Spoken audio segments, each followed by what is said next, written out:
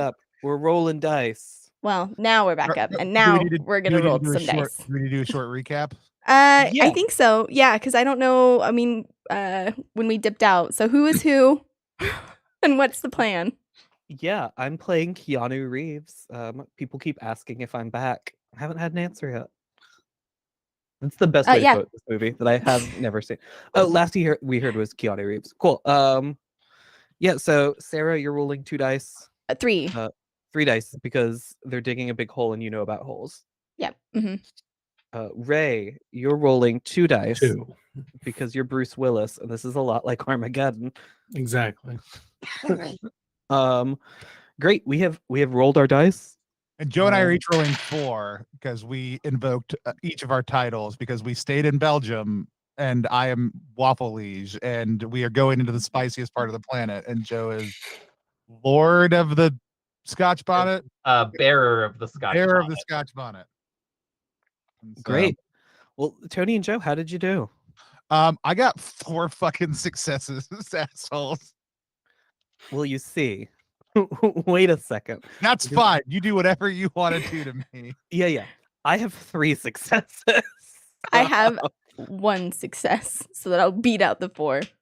Yeah, so me and we see Keanu Reeves and Sigourney Weaver teaming up, using your advanced knowledge of holes and I don't know, bullet time.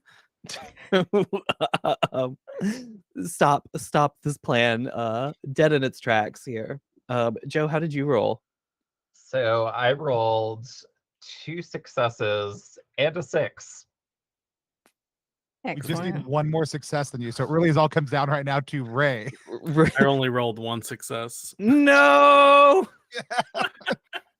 I mean, Joe could choose to not put it into the track, and we could still have to keep on pressing. But Joe, you should 100% eat the molten That core. would be very funny, but the Grand Digester is going to eat the liquid core of the Earth. The source of all calcium carbonate, if you think about it. Well, I'm going to have to eat all the calcium carbonate to survive eating the core of the Earth. It is fair. pretty spicy. I think it might even be too much for the Grand Digester. Yeah, did that kill you as well? Yeah. If it didn't, I did roll a 6, so I was gonna. Well, that'll kill me. Yep. I got to know, like, what kind of amazing transformation do we see the Grand Digester go through right before Sigourney does something amazing to put a stop to it? So, the Grand Digester has stuck a straw through the mantle and is just slurping up all of the delicious molten iron. And then between every sip in the straw, grabbing like a big old handful of Tums and shoving them in my mouth. And slowly there's like a glow building from the inside of me. You're gonna look up, like, kind of like as you feel that warm glow, and see Sigourney Weaver like dangling from a steel cable, and she's just looking at you, going, "So you figured you'd come here to the most hostile environment known to man with no training of any kind and see how it went? What was going through your head?" Before she levels that same shotgun and kicks off a chain reaction to blow you to smithereens. My final words are so spicy. Why is it so spicy? Hold on, Keegan, what button? Why is it so spicy? I believe it's top right. No, but it's on the second, it's a board secret too. menu. Oh, it's on the secret menu. By the way, I did forget that as the creator of the plan, I could roll more dice. Yeah, I wasn't going to point it out for you. I went ahead and I'm glad I didn't, because it created some good dramatic tension. But I'm going to go ahead and screenshot you in the Discord chat my roll when I had it the other 3 Oh dice. my god, 7 dice, 7 successes. Oh Jesus my Christ. gosh. Oh. I am ascendant. The extreme after that shotgun blast happens. Do I get a scene of how I become? Yeah, I was gonna say, tell us, Waffle Liege. What does it look like as you get away with all of the Earth's antacids? I think I look across the void of of spicy molten core that was once the Grand Digester, swirling around in the center of this planet at my past podmate Sigourney Weaver, who consumed some tums and was transformed into their ultimate state. And I just whisper, I miss you, before I then squeeze the entirety of the Grand Digester's remains back up out into the hole and rocket off into space using the gravitational pull of the liquid magma to rip every piece of calcium carbonate off the surface of the planet with me. Rest This in is very peace. good. Oh. This is how the Regurgitators beat Sigourney Weaver. Damn, so close. What a shame. Betrayed by my own podmate. Betrayed by your own podmate. What a twist at the end. Who would have thought What a that the entire twist. time we didn't talk Wow. about it? I can't believe Sigourney kept that secret from all of us. You know, she's a private kind of lady, you know what I mean?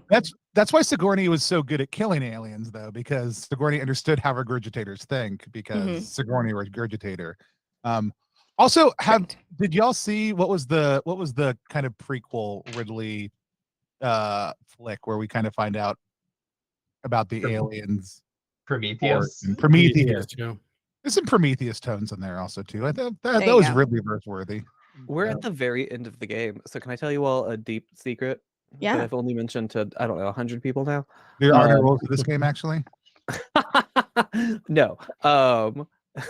I've never seen Alien all the way through.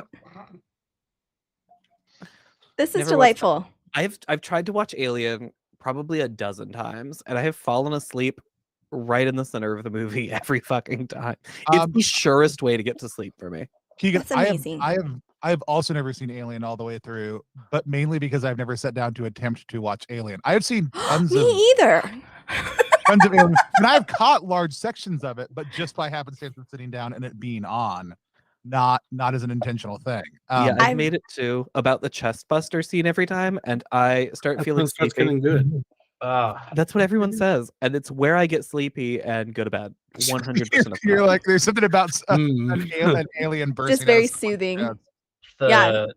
The chestbuster scene was the first time I saw an R-rated movie because my friend's parents had HBO or something, Oh, and no. we watched a good chunk of Alien when I was like 7.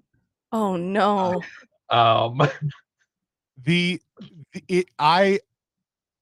When I was first saw the chestbuster scene, I was like, oh, just like in Spaceballs. Amazing. I've never seen any of the Alien movies. I've never tried to see any of the Alien movies because I am a big old chicken. But one of my favorite things Safe is here. one of my favorite things is my boyfriend was like, I'm watching this great movie. You should come over and watch it. And I'm like, what is it? And he's like, it's Prometheus. And I was like, yeah, that's not for me, buddy. Like, that's an alien movie. I'm going to get too freaked out. I can't. He's like, no, it isn't. It's like just like they're exploring space. I'm pretty sure it's not alien. I'm like, okay, buddy. And he got to like the last 30 minutes. He's like, you were 100% right. This is an alien movie. There's also I remember going to see that movie and I was the coercion of bodily autonomy in that movie compared to any other Ridley Scott movie is immensely disturbing and upsetting. Yeah. I don't like that. Not a fan. I have seen Alien vs. Predator, and I feel like I have to. I feel really seen here right now. Thank you. This is really good. It's good. Yeah. I also I really wanted to see whichever one, the fourth one where Ridley comes back.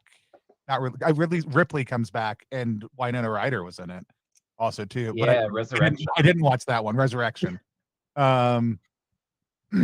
I have seen the second one all the way through. Yeah, not a one. Aliens. Yes. This is So- one of very few alien facts I know. So now it makes more sense why I wasn't quoting any alien Sigourney Weaver lines and purely other films in which I have seen her in. I did love how deep we got into holes. Listen, it's a great movie. It's really big. I'll- I'm about it. I'll just say the Alien Resurrection wasn't a Ridley Scott movie. So I think that was one of the reasons I was also Yeah. like a little bummed by it too. Like, not because I have an attachment to Ridley Scott, just because I was like, okay, like that seems weird to just take away someone's like, project line thing. I only play D&D games designed by KeganExe. And with that, I think this is bringing the head of the Earthling Sigourney Weaver. We're gonna It's start very talking good. about one D&D if we keep going, so we should just Oh, stop no. now. Let's cut our losses. Ray, Joe, thank you so much for coming and joining us for this playthrough of the game. We're going to go ahead and wrap up, close out. Ray, can you tell the people again who you are, where they can find you, and anything you wanna get people excited about? Yeah, I'm Ray. I'm a game designer in New York. I can be found on Twitter at _Ray Olson. And I can be seen here on Twitch at Tankstein. And that's it for my plugs. Nice. Yep. Joe. I'm Joe. I can be found in the other room of Keegan's apartment, and also at the third Joe, all spelled out, on Twitter. All right.